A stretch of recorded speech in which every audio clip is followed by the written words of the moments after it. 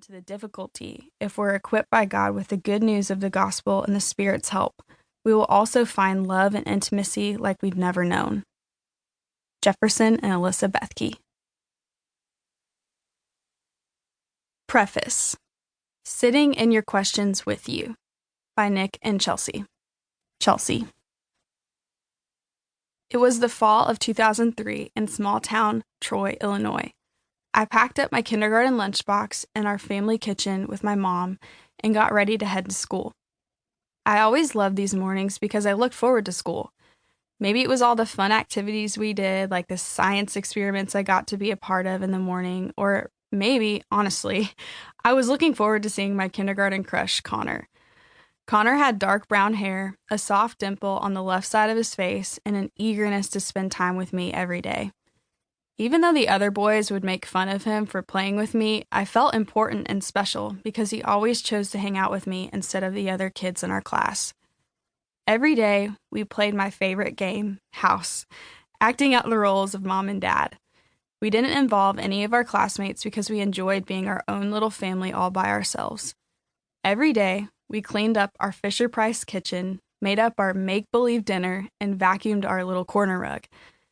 At the end of this afternoon routine, we kissed each other on the cheek before we went to our make-believe jobs.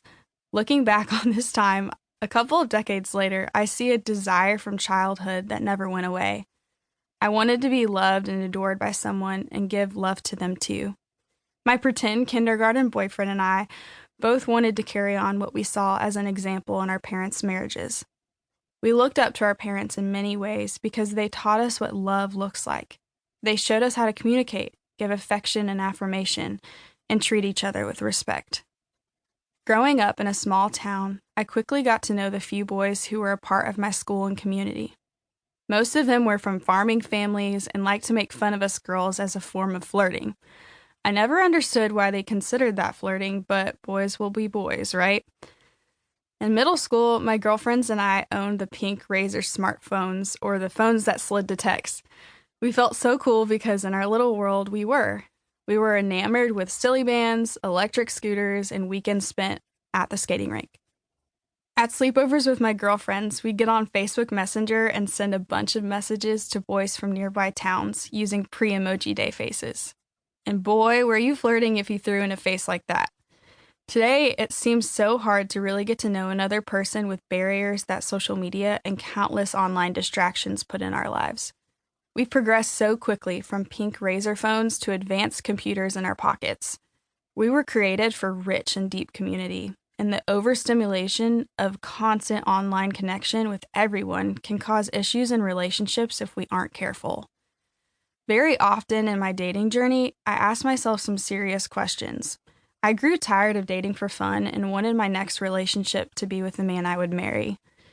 In my previous relationships, I found myself going back and forth in my head with a lot of questions. How do I know if this is the person God has for me?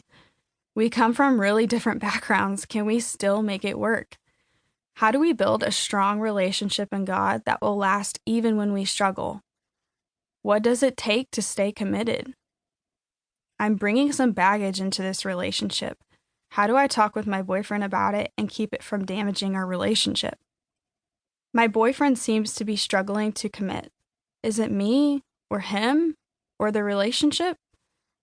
I need clarity about what is healthy and what isn't healthy. Good relationship for right now, or the right relationship for good? I was so frustrated with feeling like I lived in the same cycle, getting to know a new guy, trusting and opening up to him, and then realizing through questions like these, and by dating him far too long, that he was not meant to be my husband. I wish I'd had someone to walk me through what to consider or how to know I'd found my future husband, and then where to go next. At first, these questions used to stump me up and keep me from moving forward, but in the right relationship, they helped me and Nick ask the important questions and focus on each other and our direction moving forward. More than anything else, before I got married, I recall desiring that the relationships I was in would be the one, and I wanted each next relationship to be the last time I had to think about opening up my heart again, getting to know someone, and taking the risk of trusting another person deeply. Before I met Nick, I dated a man who was a Christian.